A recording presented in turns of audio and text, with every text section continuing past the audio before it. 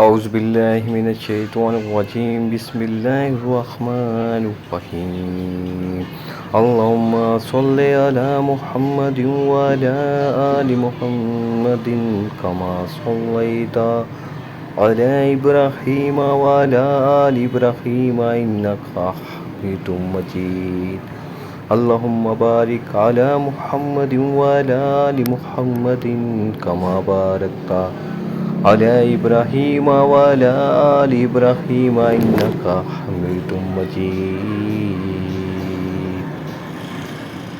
سورۃ آل عمران آیات 121۔ وَإِذْ غَدَوْتَ مِنْ أَهْلِكَ تُبَوِّئُ الْمُؤْمِنِينَ مَقَاعِدَ لِلْقِتَالِ واللہ سمیع علیم۔ اے نبی صلی اللہ علیہ وآلہ وسلم، اس وقت کو بھی یاد کرو جب صبح آپ صلی اللہ علیہ وآلہ وسلم اپنے گھر سے نکل کر مسلمانوں کو میدان جنگ میں لڑائی کے مورچوں پر باقاعدہ بٹھا رہے تھے۔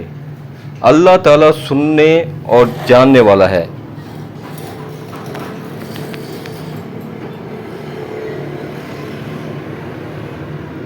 یہ جنگ احد کے بعد نازل ہوا ہے اور اس میں جنگ احد پر تبصرہ کیا گیا ہے۔ اوپر کے خطبہ کو ختم کرتے ہوئے آخر میں ارشاد ہوا تھا کہ ان کی کوئی تدبیر تمہارے خلاف کارگر نہیں ہو سکتی، بشرطے کہ تم صبر سے کام لو اور اللہ سے ڈر کر کام کرتے رہو۔ اب چونکہ احد کے میدان میں مسلمانوں کو شکست کا سبب ہی یہ ہوا کہ ان کے اندر صبر کی بھی کمی تھی اور ان کے افراد سے بعض ایسی غلطیاں بھی سرزد ہوئی تھی جو خدا ترسی کے خلاف تھی۔ اس لیے یہ خطبہ جس میں انہیں کمزوری پر متنبہ کیا گیا ہے، مدرجہ بالا فکرے کے بعد ہی متصل درج کیا گیا۔ اس خطبے کا انداز و بیان یہ ہے کہ جنگ احد کے سلسلے میں جتنے اہم واقعات پیش آئے تھے، ان میں سے ایک ایک کو لے کر اس پر چند جچے تلے فکروں میں نہایت سبق آموز تبصرہ کیا گیا ہے۔ اس کو سمجھنے کے لیے اس کے واقعاتی پس منظر کو نگاہ میں رکھنا ضروری ہے۔ سوال 3 ہجری کی ابتدا میں کفار قریش تقریباً 3000 کا لشکر لے کر مدینہ پر حملہ آور ہوئے۔ تعداد کی کثرت کے علاوہ ان کے پاس ساز و سامان بھی مسلمانوں کی بنسبت بہت زیادہ تھا، اور پھر وہ جنگ بدر کے انتقام کا شدید جوش بھی رکھتے تھے۔ نبی اکرم صلی اللہ علیہ وآلہ وسلم و تجربہ کار صحابہ رضی اللہ عنہ کی رائے یہ تھی کہ مدینے میں محصور ہو کر مدافعت کی جائے، مگر چند نوجوانوں نے جو شہادت کے شوق سے بےتاب تھے اور جنہیں بدر کی جنگ میں شریک ہونے کا موقع نہ ملا تھا، بعد نکل کر لڑنے پر اصرار کیا۔ آخرکار ان کے اصرار سے مجبور ہو کر نبی اکرم صلی اللہ علیہ وآلہ وسلم نے باہر نکلنے ہی کا فیصلہ فرما لیا۔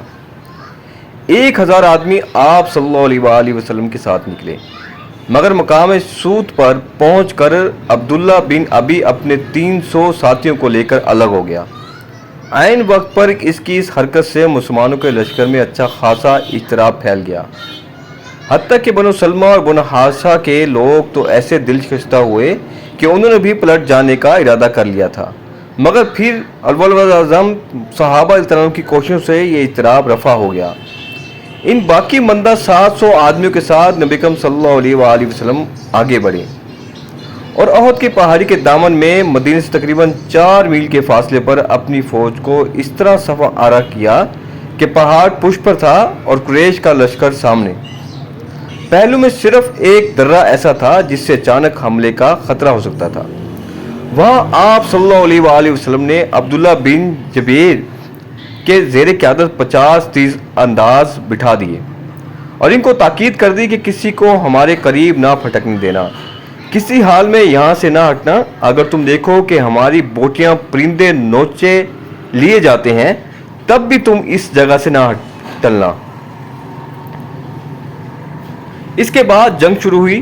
ابتداً مسلمانوں کا پلہ بھاری رہا، یہاں تک کہ مقابل کی فوج میں ابتری پھیل گئی، لیکن اس ابتدائی کامیابی کو کامل فتح کی حد تک پہنچانے کے بجائے مسلمان مال غنیمت کی طمع سے مغلوب ہو گئے اور انہوں نے دشمن کے لشکروں کو لوٹنا شروع کر دیا۔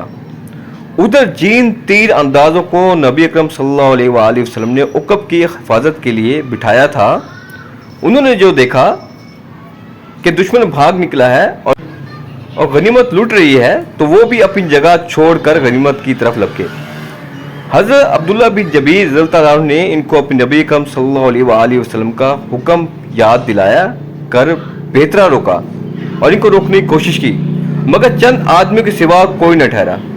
اس موقع سے خالد بن ولید نے، جو کبھی مسلمان نہیں ہوئے تھے، جو اس وقت لشکر کفار کے رسالہ کی کمان کر رہے تھے، بر وقت فائدہ اٹھایا اور پہاڑی کا چکر کاٹ کر پہلو کے درہ سے حملہ کر دیا۔ عبداللہ بن جبیر نے، جن کے ساتھ صرف چند ہی آدمی رہ گئے تھے، اس حملے کو روکنا چاہا مگر مدافعت نہ کر سکے اور یہ سیلاب یکایک مسلمانوں پر ٹوٹ پڑا۔ دوسری طرف جو دشمن بھاگ گئے تھے وہ بھی پلٹ کر حملہ آور ہو گئے۔ اس طرح لڑائی کا پانسا ایک دم پلٹ گیا اور مسلمان اس غیر متوقع صورتحال سے اس قدر سرسیمہ ہوئے کہ ان کا ایک بڑا حصہ پراگندہ ہو کر بھاگ نکلا۔ تاہم چند بہادر سپاہی ابھی تک میدان میں ڈٹے ہوئے تھے۔ اتنے میں کہیں سے یہ افواہ اڑ گئی کہ نبی اکرم صلی اللہ علیہ وآلہ وسلم شہید ہو گئے۔ اس خبر نے صحابہ رضوان کے رہے سے ہوش و حواس بھی گم کر دیے اور باقی مندہ لوگ بھی ہمت ہار کر بیٹھ گئے۔ اس وقت نبی اکرم صلی اللہ علیہ وآلہ وسلم کے گرد و پیش صرف 10-12 جاں نثار رہ گئے تھے اور آپ صلی اللہ علیہ وآلہ وسلم خود زخمی ہو چکے تھے۔ شکست کی تکمیل میں کوئی کسر باقی نہ رہی تھی، لیکن عین وقت پر صحابہ رضی اللہ عنہم کو معلوم ہو گیا کہ حضرت صلی اللہ علیہ وآلہ وسلم زندہ ہیں۔ چنانچہ وہ ہر طرف سے سمٹ کر آپ صلی اللہ علیہ وآلہ وسلم گرد جمع ہو گئے اور آپ صلی اللہ علیہ وآلہ وسلم کو باسلامت پہاڑی کی طرف لے گئے۔ اس موقع پر یہ ایک معمہ ہے جو حل نہیں ہو سکا کہ وہ کیا چیز تھی جس نے کفار مکہ کو خود بخود واپس پھیر دیا۔ مسلمان اس قدر پراگندہ ہو چکے تھے کہ ان کا پھر مجتمع ہو کر باقاعدہ جنگ کرنا مشکل تھا۔ اگر کفار اپنی فتح کو کمال تک پہنچانے پر اصرار کرتے تو ان کی کامیابی بعید نہ تھی، مگر نامعلوم کس طرح وہ آپ میدان چھوڑ کر واپس چلے گئے۔ آیات 122 اذ ہمت طائفتان منکم ان تفشلا واللہ ولیہما وعلی اللہ فلیتوکل المؤمنون۔ جب تمہاری دو جماعتیں پس ہمتی کا ارادہ کر چکی تھی، اللہ تعالیٰ ان کا والی اور مددگار ہے اور اسی کی پاک ذات پر مومنوں کو بھروسہ رکھنا چاہیے۔ یہ اشارہ بنو سلمہ اور بنو حارثہ کی طرف، جن کی ہمتیں عبداللہ بن ابی اور اس کے ساتھیوں کی واپسی کے بعد پشت ہو گئی تھی۔ آیات 123 وَلَقَدْ نَصَرَكُمُ اللَّهُ بِبَدْرٍ وَأَنْتُمْ أَذِلَّةٌ فَاتَّقُوا اللَّهَ لَعَلَّكُمْ تَشْكُرُونَ۔ جنگ بدر میں اللہ تعالیٰ نے عین اس وقت پر تمہاری مدد فرمائی تھی جب کہ تم نہایت گری ہوئی حالت میں تھے، اس لیے اللہ ہی سے ڈرو نہ کسی اور سے، تاکہ تمہیں شکر گزاری کی توفیق ہو۔ آیات 124 اذ تقولوا للمؤمنین ألن يكفيكم أو يمدكم ربكم بثلاثة آلاف من الملائكة منزلين۔ اور یہ شکر گزاری باعث نصرت و امداد ہو جب آپ مومنوں کو تسلی دے رہے تھے کہ کیا آسمان سے 3000 فرشتے اتار کر اللہ تعالیٰ کا تمہاری مدد کرنا تمہیں کافی نہ ہوگا۔ آیات 125 بَلَا إِن تَصْبِرُوا وَتَتَّقُوا وَيَأْتُكُم مِّن فَوْرِهِمْ هَٰذَا يُمْدِدْكُمْ رَبُّكُمْ یمددکم ربکم بخمسۃ آلاف من الملائکۃ مصومین، کیوں نہیں بلکہ اگر تم صبر پرہیزگاری کرو اور یہ لوگ اسی دم تمہارے پاس آ جائیں تو تمہارا رب تمہاری امداد 5000 فرشتوں سے کرے گا جو نشاندار ہوں گے۔ آیات 126۔ وَمَا جَعَلَهُ اللَّهُ إِلَّا بُشْرَىٰ لَكُمْ وَلِتَطْمَئِنَّ قُلُوبُكُمْ بِهِ وَمَا النَّصْرُ إِلَّا مِنْ عِنْدِ اللَّهِ الْعَزِيزِ الْحَكِيمِ، اور یہ تو محض تمہارے دل کی خوشی اور اطمینان قلب کے لیے ہے، ورنہ مدد تو اللہ ہی کی طرف سے ہے جو غالب اور حکمت والا ہے۔ آیات 127۔ لِيَقْطِعَ طَرَفًا مِّنَ الَّذِينَ كَفَرُوا أَوْ يَكْبِتَهُمْ فَيَنْقَلِبُوا خَائِبِينَ۔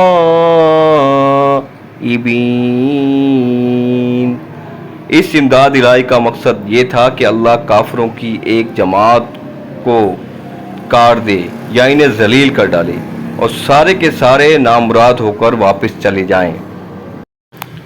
یعنی جب کفار کی تیاری اور کثرت تعداد کو دیکھ کر مسلمانوں کے دلوں میں تشویش پیدا ہوئی تو رسول اکرم صلی اللہ علیہ وآلہ وسلم نے فرشتوں کی مدد کا ذکر کر کے انہیں تسلی دی۔ جو بدر کے دن فرشتوں کی تعداد سورۃ انفال میں 1000 ذکر ہوئی ہے، جبکہ یہاں 3000 اور 5000 کا ذکر ہے۔ جواب اس کا یہ ہے کہ پہلے 1000 کا وعدہ ہوا، پھر 3000 اور پھر 5000 کی بشارت ہوئی۔ ان کا آپس میں کوئی تعارض نہیں۔ بعض کے نزدیک اس وعدے کا تعلق جنگ احد سے ہے، اور انہوں نے کہا ہے کہ چونکہ مسلمانوں نے جنگ احد میں توکل اور صبر سے کام نہ لیا، اس لیے اللہ تعالیٰ نے مدد کو روک لیا، ورنہ ظاہر ہے کہ اگر فرشتے نازل ہوتے تو مسلمان شکست نہ کھاتے۔ دوستو، ہم نے پچھلی آیات میں پڑھا ہے کہ حضور اکرم صلی اللہ علیہ وآلہ وسلم کی بات نہ ماننے سے، حکم نہ ماننے سے یا تھوڑی سی غلطی سے مسلمانوں کو شکست کا سامنا کرنا پڑا، اور حضور اکرم صلی اللہ علیہ وآلہ وسلم کے دانت مبارک شہید ہوئے اور پیراکار صلی اللہ علیہ وآلہ وسلم زخمی ہوئے۔ اب سوچئے ہم کتنا کچھ حکم نہیں مانتے ان کا۔ جو صحابہ تھے جو اس جنگ میں شریک تھے وہ ہم سے لاکھوں کروڑ درجے بہتر تھے اور بہتر ہیں،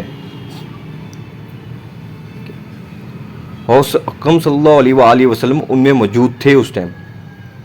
اتنی سی بات ماننے پہ دیکھیں کتنا بڑا مسئلہ بنا ہے۔ فتح شکست میں تبدیل ہو گئی ہے، جو مدد آ رہی تھی وہ رک گئی ہے۔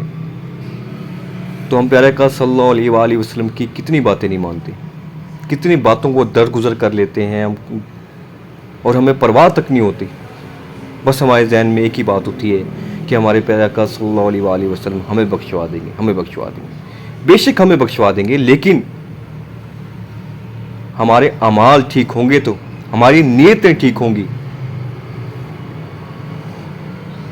تبھی یہ معاملہ ہوگا۔ اس آیات سے ظاہر ہے۔ بے شک انسان غلطی کا پتلا ہے۔